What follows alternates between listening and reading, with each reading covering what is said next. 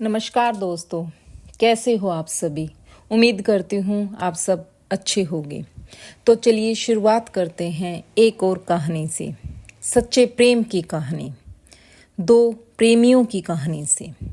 रमा और राज दोनों एक ही गांव में रहते थे। बचपन में साथ साथ खेलना कूदना स्कूल जाना सब एक साथ होता था। दोनों के परिवारों का भी आपस में बहुत ही प्यार था। इसीलिए मेला देखने जाना हो, रामलीला देखने जाना हो या फिर कभी कभार सिनेमा देखने जाना हो तो दोनों परिवार एक साथ ही जाते थे। रमा के परिवार में उसकी दादी को मिलाकर कुल 5 सदस्य थे। उसके पिताजी पेशे से एक टीचर थे और उसकी माँ हाउसवाइफ थी। रमा की एक छोटी बहन भी थी जिसका नाम प्रिया था। बहुत ही संस्कारी परिवार था। दादी सुबह शाम भजन कीर्तन कर परमात्मा का नाम जपती रहती थी।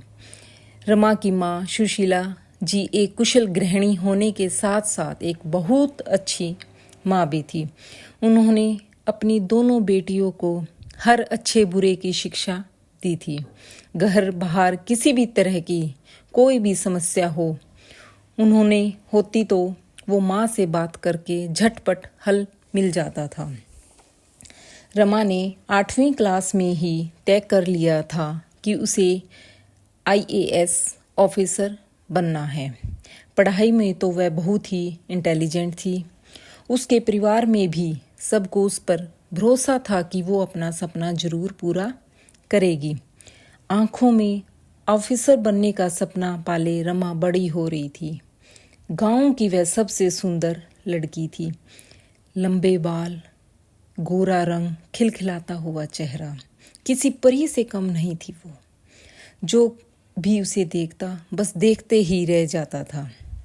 स्कूल में भी हर लड़के की पसंद थी रमा। लेकिन रमा इन सब बातों से बेखबर अपने लक्ष्य की ओर बढ़ती जा रही थी।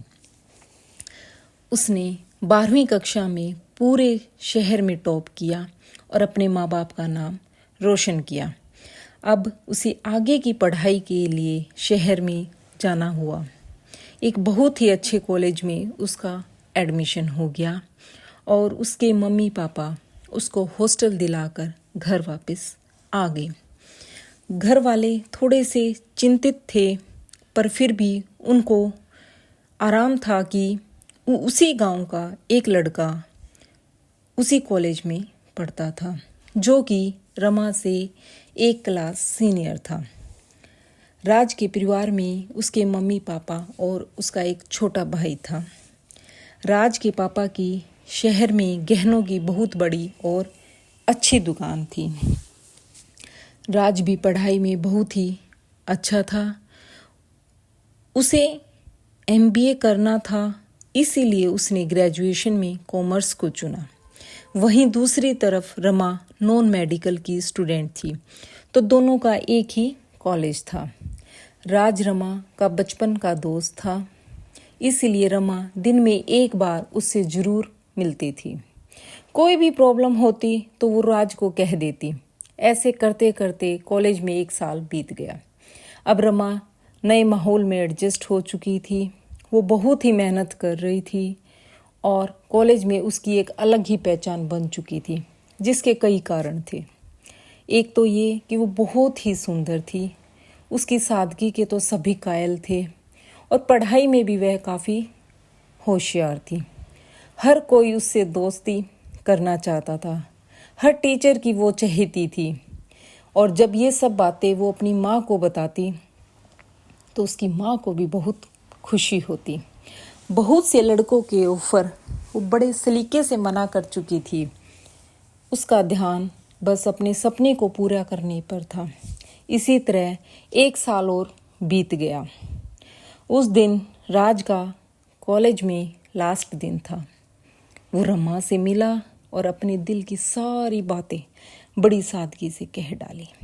राज ने कहा, मुझे पता है तुम्हारी खूबसूरती से इम्प्रेस होकर हर दिन कोई ना कोई लड़का तुम्हें प्रपोज कर देता है, लेकिन मैं सच कह रहा हूँ, मैं तुम्हारी सादगी को बचपन से ही पसंद करता हूँ। पहले तो मुझे ये लगा कि ये एक लगाव होगा, जो कि अक्सर हर युवा को युवा अवस्था में हो जाता है। लेकिन जैसे जैसे मैं बड़ा हुआ और मैच्योर हुआ तो मुझे समझ में आया कि ये तो प्यार है। कई बार तुमसे कहना भी चाहा, लेकिन डर लगता था कहीं प्यार के चक्कर में तुमसे अपनी दोस्ती से भी ना हाथ धो बैठूं। यकीन मानो रमा, अगर तुम इतनी खूबसूरत ना भी होती तो भी मैं तुम्हें इतना ही प्यार करता। अब रमा उसे एकटक देखते ही जा रही थी। बीते सालों में न जाने कितने लड़कों को वो ना बोल चुकी थी, लेकिन राज का अचानक से इस तरह प्यार का इजहार करना तो उसे कुछ समझ नहीं आ रहा था कि अब वो क्या कहे क्या करे। पर फिर भी राज को तो जवाब देना ही था। तो रमा ने कहा, राज तुम बहुत अच्छे लड़के हो, तुम जिसे भी मिलोगे वो लड़की बहुत ही भाग्यशाली होगी। लेकिन तुम तो अच्छी तरह से जानते हो मुझे मेरे सपने पूरे करने हैं, मुझे लाइफ में कुछ करना है। अगर मैं प्यार के चक्कर में पड़ गई तो कुछ नहीं कर पाऊंगी। राज ने कहा, कौन कहता है तुम अपने सपने पूरे ना करो, तुम वो सब पूरा करो, वो सब करो जो तुम चाहती हो। मैं अपने मन की बात तुम्हें आज भी ना बताता रमा, लेकिन मुझे MBA करने के लिए लंदन जाना है, तो मैंने सोचा जाने से पहले मैं तुम्हें सब अपने मन की बात कह दूं। मैं तुम्हारी हाँ का इंतज़ार करूँगा रमा। इतना कहकर राज वहाँ से चला गया। रमा थोड़ी देर उदास हो जाती है, फिर सोचती है अगले हफ्ते घर जाऊँगी तो माँ से बातें करूँगी और ये सब उन्हें बताऊँगी। फिर अगले हफ्ते रमा घर जाती है। अब की बार थोड़ी सी खोई खोई हुई थी रमा। माँ ये तुरंत भाप लेती है कि रमा के मन में कुछ ना कुछ तो चल रहा है। डिनर करने के बाद सारा काम निपटाकर माँ बेटी दोनों छत पर चली जाती हैं। वहाँ जाकर माँ ने रमा से उसकी परेशानी का कारण पूछा, तो रमा ने तो झट से सारी बातें बता दी जो उसके और राज के बीच में हुई थी। राज एक बहुत अच्छा लड़का है, घर में भी सभी उसे पसंद करते थे। उसकी माँ ने रमा को समझाया कि तुम अपनी पढ़ाई पर ध्यान दो और इसमें कोई परेशानी वाली बात भी नहीं है बेटा। राज एक अच्छा लड़का है, तुम दोनों सेटल हो जाओ, उसके बाद रिश्ता करने में कोई हर्ज नहीं है। देखा पर का लड़का है, परिवार भी बहुत अच्छा है। अपनी माँ को सब बातें बताने के बाद उसके मन का बोझ हल्का हो गया और अपनी माँ को प्यार भरी झपकी देकर वो सोने चली गई। कुछ दिनों बाद रमा को अगले सेशन के लिए कॉलेज जाना था। सारी तैयारियां करके उसने मम्मी पापा हॉस्टल छोड़ने के लिए चले गए। इस साल राज भी वहाँ नहीं था, इसीलिए उसके मम्मी पापा को उसकी थोड़ी सी चिंता थी, लेकिन अपनी बेटी पर पूरा भरोसा था कि उनकी बेटी बहुत ही समझदार है। रमा को भी राज के बिना अच्छा नहीं लग रहा था, क्योंकि वो उसका सच्चा दोस्त था। उसने अपना पूरा ध्यान पढ़ाई पर लगा दिया, जिसमें वो कोई कमी नहीं छोड़ना चाहती थी।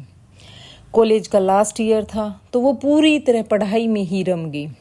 एक दिन क्या होता है, सोहेल नाम का एक लड़का रमा को देख लेता है और उसकी खूबसूरती को देखकर वो तो पागल हो जाता है और अगले ही दिन आकर उसने रमा को प्रपोज कर दिया।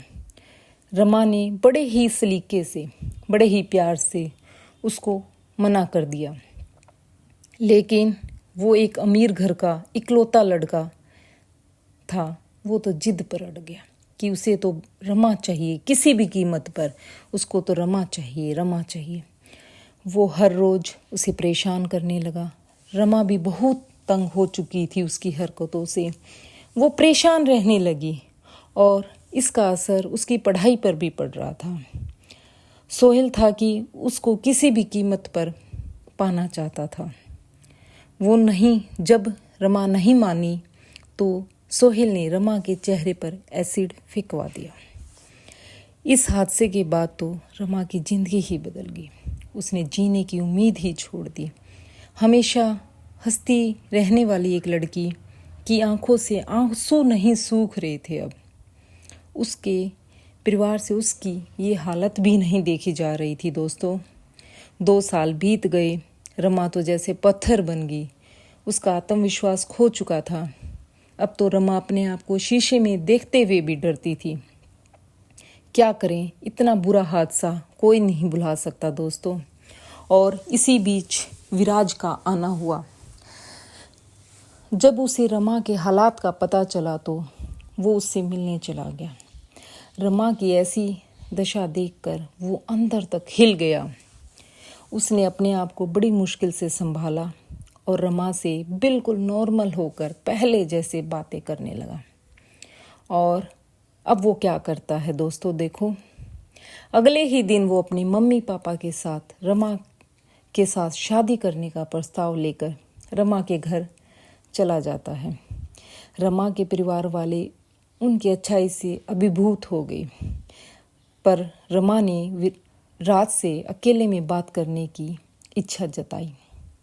रमा ने राज से कहा, तुम क्यों अपनी जिंदगी बर्बाद कर रहे हो?